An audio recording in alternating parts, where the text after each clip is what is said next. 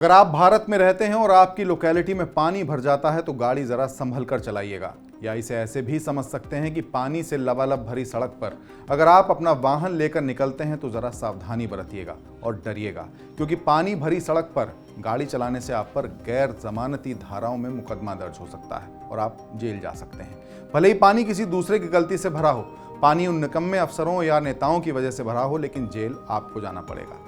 पूरा मामला आपको आगे समझाएंगे और इस पर एक गंभीर विश्लेषण करेंगे। नमस्कार, मेरा नाम शगुन त्यागी है और न्यूज़ स्कूप देख रहे हैं आप। वैसे तो ये घटना 27 जुलाई की है। अलग अलग राज्यों के अलग अलग शहरों के 3 छात्र अपनी आंखों में भारत की सबसे बड़ी नौकरी यानी IAS बनने का सपना लेकर दिल्ली आते हैं और राजेंद्र नगर स्थित राउस कोचिंग में IAS की परीक्षा की तैयारी के लिए दाखिला लेते हैं, जहां दावा किया जाता है कि यहां से कोचिंग लेने वाला छात्र UPSC का अटेम्प्ट क्लियर कर लेगा। 27 जुलाई को भी ये तीनों छात्र यूपी के अंबेडकर नगर की श्रेया यादव, तेलंगाना के सिकंदराबाद की तानिया सोनी और केरल का नेविन डेल्विन अपने इसी सपने को पूरा करने के लिए राउस एवेन्यू की क्लास लेने के लिए पहुंचते हैं। लेकिन इन तीनों को क्या मालूम था कि आज का यह दिन उनकी जिंदगी का आखिरी दिन साबित होगा। राउस कोचिंग की बेसमेंट, जिसे एक स्टोरेज के तौर पर इस्तेमाल करने की परमिशन दी गई थी, उसी बेसमेंट में कोचिंग सेंटर ने अपनी लाइब्रेरी बना रखी थी, जिसमें जाकर छात्र अपनी जिंदगी में आगे चलकर काम आने वाली तमाम बातों को अलग अलग किताबों से सीखते थे। ये वही लाइब्रेरी थी जिसके लिए कोचिंग सेंटर छात्रों से फीस भी वसूलता था। लेकिन 27 जुलाई को दिल्ली में बारिश हुई और कई महीनों से जाम पड़ी सीवर लाइन के बैक मार जाने से इलाके में पानी भर गया और पानी कोचिंग सेंटर की इसी मौत की लाइब्रेरी में भी घुस गया, जहां किताबें पढ़ रही श्रेया, तानिया और नेविन की पानी में डूबने से मौत हो गई। सोचने वाली बात है कि जिस जगह आप अपने बच्चों को मोटी कीमत चुकाकर उनकी जिंदगी को संवारने का सपना संजोए बैठे हों, उसी जगह आपकी संतान काल के गाल में समा जाए, इस बात की कल्पना से भी रूह कांप उठती है। जी हाँ, अब इस घटना के दूसरे हिस्से पर पहुंचते हैं। हालांकि इस घटना का तीसरा और एक गंभीर हिस्सा और भी बाकी है, उसे भी आपको बताएंगे। लेकिन आप जानते हैं कि दिल्ली में खुद को ईमानदार बताने वाली और भ्रष्टाचार का काल बताने वालों की सरकार है। दिल्ली की म्युनिसिपल कॉरपोरेशन में भी आम आदमी पार्टी का शासन है। राजेंद्र नगर में विधायक आम आदमी पार्टी का है। राजेंद्र नगर में निगम पार्षद आम आदमी पार्टी की है। दिल्ली में जल बोर्ड आम आदमी पार्टी का है। दिल्ली में मंत्री आम आदमी पार्टी के हैं। दिल्ली में मुख्यमंत्री आम आदमी पार्टी के हैं और दिल्ली से राज्यसभा सांसद भी आम आदमी पार्टी के हैं। और ये वही आम आदमी पार्टी है जो खुद को कट्टर ईमानदार बताती है, जो खुद की सहूलियत के हिसाब से भारत की न्यायपालिका को भी सर्टिफिकेट देती है, जिसके मुखिया दिल्ली विधानसभा के भीतर खुद को दिल्ली का मालिक बताते हैं। उसी निकम्मी आम आदमी पार्टी के राज में ये घटना हो जाती है और दिल्ली की जेल वाली सरकार इसका दोष दूसरों पर थोपती है। वो आपके सवाल का जवाब नहीं देना चाहती कि आखिर कैसे एक स्टोरेज के लिए दी गई परमिशन की धज्जियां उड़ाकर एक कोचिंग सेंटर बेसमेंट में अपनी लाइब्रेरी चला रहा था।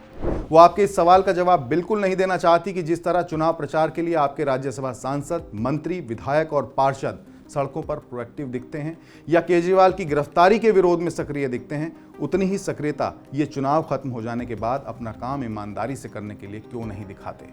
एक अलग उम्मीद रखकर आपको जिस दिल्ली ने बार बार सत्ता सौंपी, आखिर उसी दिल्ली को आपने बर्बाद क्यों कर दिया। वेनिस बनाने का सपना दिखाकर, दिल्ली में झीलें बनाने का सपना दिखाकर आपने दिल्ली को नालों की नगरी क्यों बना दिया। लाखों रुपए टैक्स भरने के बाद भी लोगों के घरों में नालों का गंदा बदबूदार पानी घुसता है, लोगों की जिंदगी तबाह करता है, लेकिन आप हर साल होती बारिश में सिर्फ अपनी जिम्मेदारियों से भागते नजर आते हैं। आपकी नाक के नीचे कानूनों की धज्जियां उड़ती रहीं और बार बार शिकायतें करने के बाद भी आपके विधायक और पार्षद ने नाले क्यों साफ नहीं कराए। क्या आपके पास मशीनें नहीं थी या सफाई कर्मी नहीं थे? नहीं, आपके पास सब कुछ था, बस एक अच्छी नीयत नहीं थी। क्योंकि अब आपका ध्यान शीश महल बनाने पर रहता है, अब आपका ध्यान राजनीति के पदों को लेने में रहता है। आपका ध्यान अब भी बेशर्मी से उसी तरफ है कि MCD में एल्डरमैन कौन बनाएगा। जो माननीय सर्वोच्च न्यायालय का फैसला आया है, पूरे आदर के साथ मैं ये कहना चाहता हूं कि इस फैसले से हम लोग बिल्कुल असहमत हैं। भाई, सरकार दूसरे राज्यों में भी राज्यपाल ही मुहर लगाते हैं, लेकिन सरकार की अनुशंसा पे, सरकार की रिकमेंडेशन पे। दूसरे राज्यों में भी मनोनीत सभासद और पार्षद होते हैं, लेकिन चुनी हुई सरकार उनके नाम भेजती है और राज्यपाल उस पर मुहर लगाते हैं। चलिए, अब आपको इस घटना का तीसरा पहलू बताते हैं। हमने शुरू में ही कहा था और आपको एक चेतावनी दी थी कि अगर आप अपनी गाड़ी पानी से भरी हुई सड़क पर चलाते हैं तो आपको जेल की सलाखों का सामना करना पड़ सकता है और ये सिर्फ भारत में ही संभव है, क्योंकि यहाँ सब अपनी गलतियां दूसरों पर मढ़ना चाहते हैं। 27 जुलाई की इस दर्दनाक घटना के बाद एक सीसीटीवी वीडियो सामने आता है। इस वीडियो में एक व्यक्ति राउस कोचिंग के सामने जल समाधि ले चुकी सड़क पर अपनी गाड़ी लेकर गुजरता दिखाई देता है। वीडियो में देखा जा सकता था कि गाड़ी की वजह से सड़क पर भरे पानी में लहर उठती है। दावा किया जाता है कि इसी लहर की वजह से कोचिंग सेंटर का गेट टूट गया और पानी कोचिंग सेंटर के भीतर घुस गया।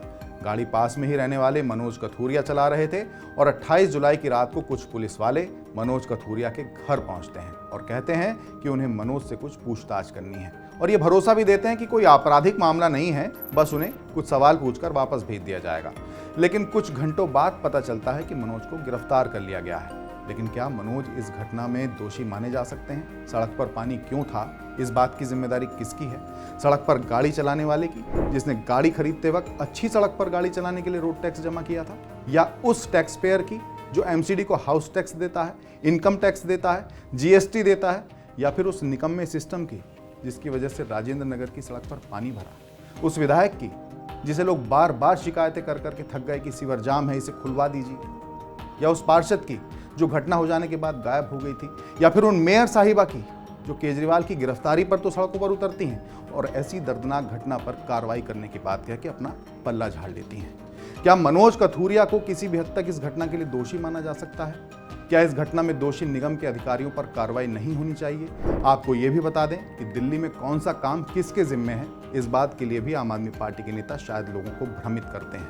आम आदमी पार्टी के नेता अपनी हर करतूत का ठीकरा बीजेपी पर थोपते हैं, लेकिन हम आपको बताते हैं दिल्ली में पानी, बिजली, साफ सफाई, नालों की सफाई, बाढ़, सड़कों की मरम्मत या फिर नई सड़कें बनाना, ये सारे काम आम आदमी पार्टी के पास हैं। इन सभी कामों के लिए ना तो आपके क्षेत्र का सांसद जिम्मेदार है और ना ही बीजेपी। तो कल को अगर खुद के निकम्मेपन पर आम आदमी पार्टी का कोई नेता आपसे ये कहे कि बीजेपी ने ये काम नहीं होने दिया या एलजी ने फाइल साइन नहीं की, तो उसके झूठ में बिल्कुल मत पड़िएगा, क्योंकि जिस तरह शीश महल बनाने के लिए मुख्यमंत्री को किसी की परमिशन या साइन की जरूरत नहीं पड़ी, उसी तरह आपकी इन बुनियादी जरूरतों के लिए भी ना तो किसी परमिशन की जरूरत है और ना ही किसी फाइल पर किसी दूसरे के दस्तखत की।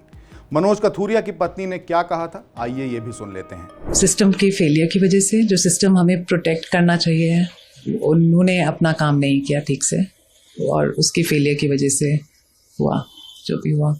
उसमें रैश ड्राइविंग बिल्कुल नहीं हो रही थी। आप वीडियो सबके सामने है, सबने देखा हुआ है वीडियो। वो तेज़ नहीं चला रहे थे, उनकी ब्रेक लाइट्स कॉन्स्टेंटली ऑन थी और फर्स्ट गियर में गाड़ी चल रही थी।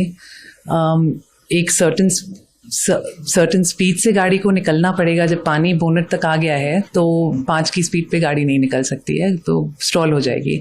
सो 10-15 की स्पीड होनी पड़ेगी गाड़ी की वहाँ से निकलने के लिए सेफली। और मेरे हस्बैंड सिर्फ एक सेफ स्पॉट पे निकलने की कोशिश कर रहे थे। सवाल सिस्टम पर है और सिस्टम के मालिक अरविंद केजरीवाल और आम आदमी पार्टी है। ये मामला कोर्ट में है और इसकी जांच दिल्ली पुलिस से लेकर अब सीबीआई को दे दी गई है। कोर्ट ने बेहद सख्त टिप्पणी करते हुए इस घटना की जांच कर रही दिल्ली पुलिस को फटकार लगाई। बहरहाल ये दिल्ली है, यहाँ कुछ भी हो सकता है, इसलिए आप पानी में गाड़ी जरा संभल कर चलाइएगा।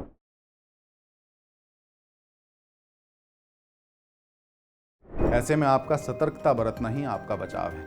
इस खबर के विश्लेषण पर आपकी क्या राय है, कमेंट करके जरूर बताइएगा। बाकी देश और दुनिया की तमाम खबरों के लिए आप न्यूज़ स्कूप देखते रहिए।